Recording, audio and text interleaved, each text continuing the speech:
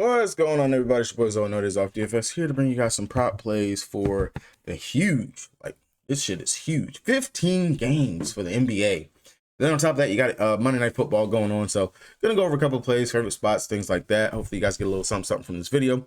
As always, like I always say, if you guys are new here, make sure you guys hit that subscribe button so you don't miss any of the free content I do put out over here on the channel. Drop a like on this video, or any of my other videos. Help you guys win some money, or you just actually enjoy the content. It means a lot to you, boy. Thank you guys for the love, support, and all that good stuff.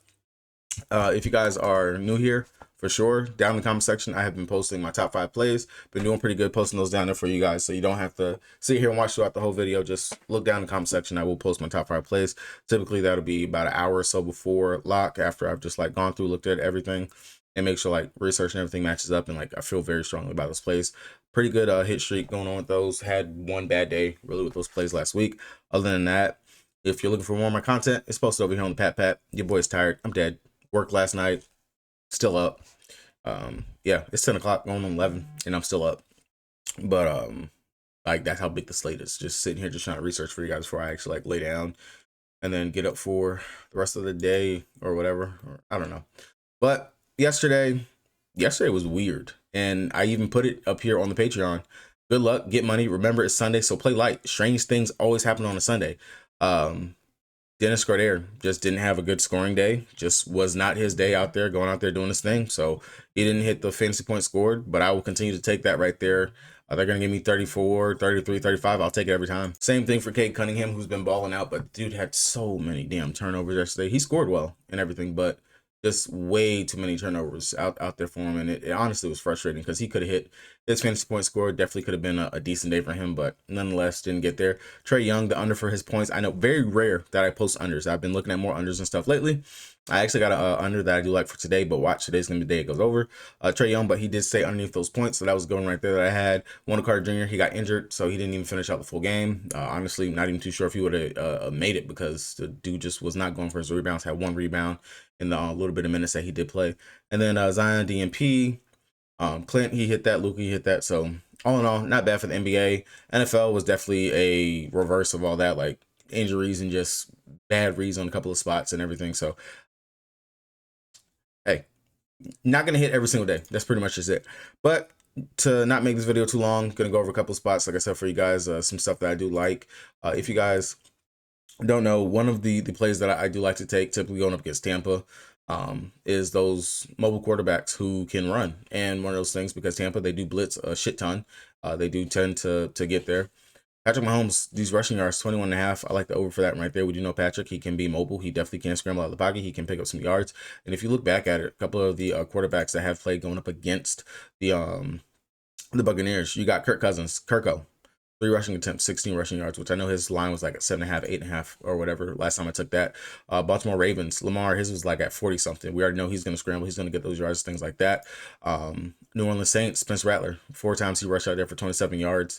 And wrong one, sorry. I was watching a YouTube video earlier. So definitely some upside right here for the Pat Mahomes, 21.5 rushing yards. I do actually like that one right there. A favorite for him to get about 25 yards here on today, so definitely still can get some value.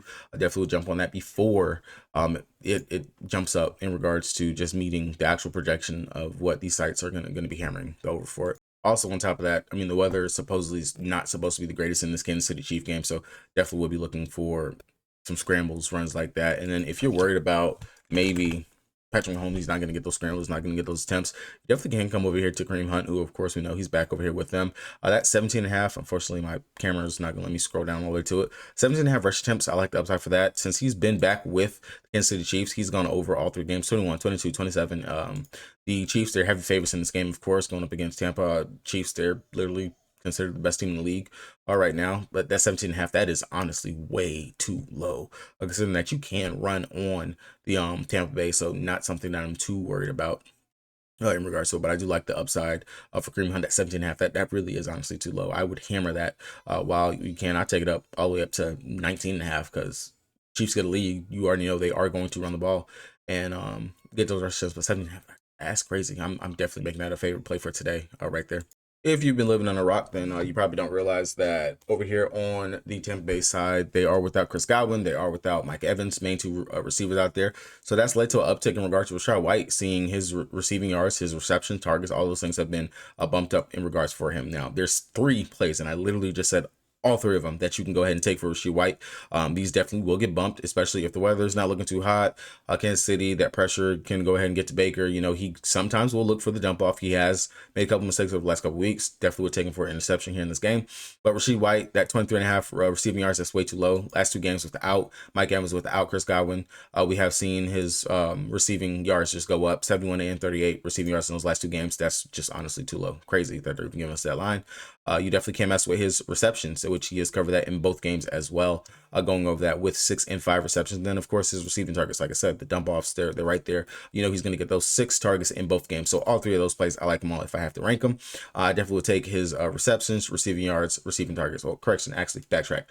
I would actually take the receiving targets, receptions, receiving yards. That would be the order that I would take it, because we know he is going to get targeted out there. It's going to be between him, K-Dot, and then of course whoever else they actually feel like can step up. Speaking of going into the next play, K-Dot, and he has stepped up in a major way with everyone being out. We've seen the targets, and of course we know the one spot that you can attack the Kansas City Chiefs, of course, is middle of the field with the tight end position. So K-Dot, the upside is going to be there for him. 81, 100 receiving yards in back-to-back games. That is without Chris Godwin. That is without Mike Evans.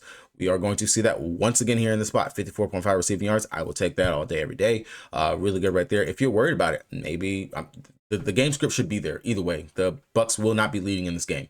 Understand Monday Night Football, whatever, so on and so forth. The Bucks are not going to be leading in this game. I don't see it happening. Vegas doesn't see it happening. 39.5 receiving yards. That's definitely there for it. Of course, same thing, just like with Mike Evans. Not Mike Evans. Same thing with Rashad White. Receiving targets. He's going to be one of the main focal points that we're going to be looking at in this game.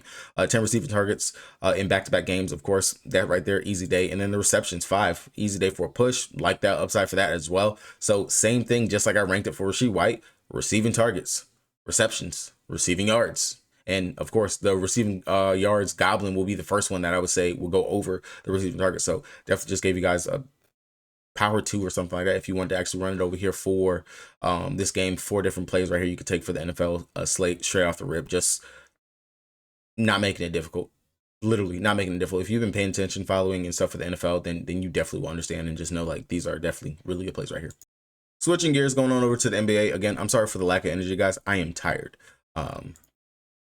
Very hard to have like the energy, especially after working a full night shift, but no excuses. Again, it's always no days off. Going to give you guys the best content and stuff that I can go ahead and get and give to you guys out here. But going over to the NBA, when we look at it, and it's a 15 game slate, there are going to be some plays that will pop up throughout the day that will be value. Do not force. It's 15 games. The whole board isn't even fully up for today. They're slowly but surely adding everything as it comes out. I will definitely be trying to take advantage of some like these combos and stuff today. I do think there might be some value depending on what combos they actually give us.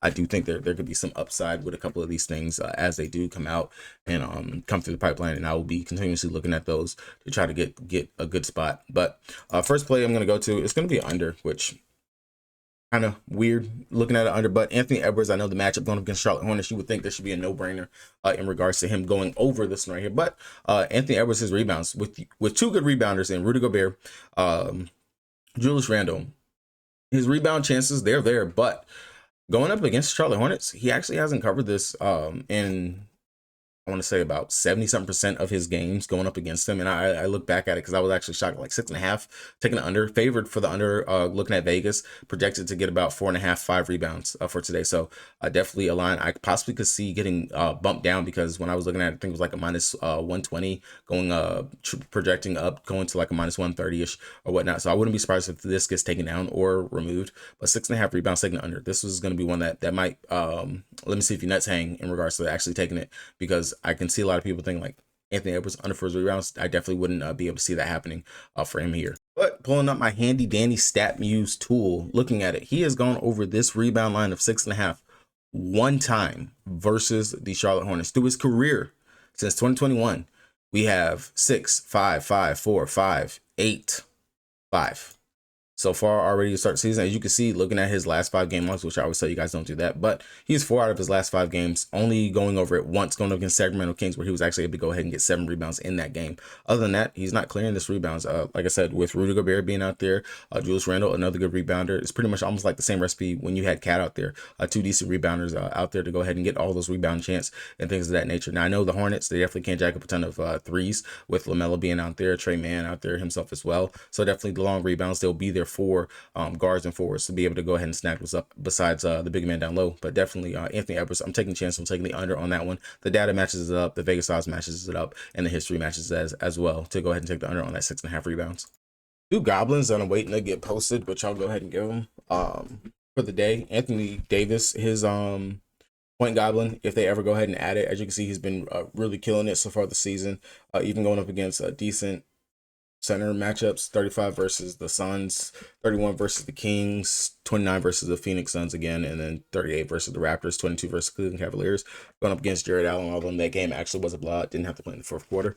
So the upside for Anthony Davis, if they give us his point line, which has typically been sitting right around that 23.5, 24.5, I'll take the over on that one right there. That's one I really do like. If they actually give it to us, I'm still waiting to see if Prizepicks will. I know Prizepicks will eventually have it. It's just not up on the board just yet. And then another one that I do like the over on is going to be, which I didn't see it early when I was looking for it, but going over to the Joker once again, definitely seeing him do more scoring than what he's doing in regards to the facilitating. Finally got to see a decent assist game from him last time out. That was without Jamal Murray being out there, but 9, 13, and 16 assists in his last 3 games. I actually want to take his points because he's really been scoring at a pretty decent clip, 27, 26, 29, 40, 41. If they give us that point line again, sitting around like the 21.5, 22.5 point line, I'll take the over on that. Because he has been at least efficiently scoring 20 plus points a game, and I'll take a chance on that 21, 22.5 points. Definitely something that I'm waiting and looking for. Also on top of that, his rebounds, if they actually even give the rebounds, which of course they're going to eventually, it'll be up here. But if they give us his rebound line at 9.5, 10 rebounds, I would definitely be taking the over on that one right there. He had 10 rebounds going up against him the first game so far in the season. He's done pretty well going up against the Raptors so far on his career, and going up against Jakob Poeltl himself as well. Those rebounds, they should be there. That'll definitely be another one I'll be looking for if they go ahead and they actually add it and give it to us for the day. Last play I'm going to go to, which I'm actually kind of I shouldn't be shocked that this is here. You definitely can take the Goblin play, but Zach Edey, 8.5 points. I know rookie playing about 25-ish minutes, but Edey, big man, I know he can't stretch the floor. They are trying to get him to shoot threes. He can't shoot threes, but he really doesn't need to shoot threes. Going up against the Brooklyn Nets, which is a team that we continue to pick on over and over and over again at the center position, I will go ahead and take that 8.5 points. That should be very easy for him to get either putbacks or just get a decent pick and roll or something like that set up for him right there. I won't mind taking the over on that. Now, you can mess with the rebounds, but you know, just period, you attack the Brooklyn Nets with center position. That has not changed literally over the last like 5-6 years I've been playing DFS or anything prop wise. Is you literally just take it. I'm not even gonna beat a dead horse. Too tired to do that. But 8.5 points, like the upside for that one. That's another one of my main plays that I do want to get to for today. And then the 5.5 points, if you want to make like an all goblin slip or 3 goblins in a regular line, which is something I've been seeing pretty popular. Looks like it's the algorithm or the meta or whatever you want to call it for currently right now when it comes down to Prizepicks. You definitely can mess with that 5.5 points line as well. And then the 5.5 rebounds, don't mind taking that one right there as another one. You can mess with the regular rebound line, but I'd be more hesitant. My favorite play is going to be that 8.5 points, as you do know. Centers going up against Brooklyn Nets, they've been clearing this line. That this is literally a no fucking brainer. And I mean, if you don't believe me, look at the last 5 centers that have gone up against the Brooklyn Nets. Joker, 29 points versus Memphis when they played the first time earlier this year. Zach Edey, in 18 minutes, he went out there, he had 13 points. Going up against Chicago Bulls, Vucevic, who sometimes just makes me want to pull my hair out, 28 points going up against them. The Pistons, Jalen Duren, even with a little bit of foul trouble, 13 points going up against them. And then last but not least, Brook Lopez early in the season, 15 points. So upsides there for Edey to go out there and get at least 10 points in this matchup. Easy day for him. Like I said, look for the value. Don't force too much on today. It's 15 games. Screw this popular tab.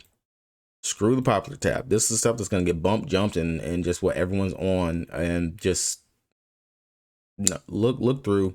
Look at the stuff that's going to be some value. It's 15 games. They're going to give us some lines that should not even be available in the up for us on today. But good luck to you guys. Check back. Look down in the comment section. I will have the stuff posted down there for you guys. Make sure you guys subscribe if you guys have not done so. Sorry for the lack of energy. I'll have more energy tomorrow. Go out there, do great things, touch grass. Peace.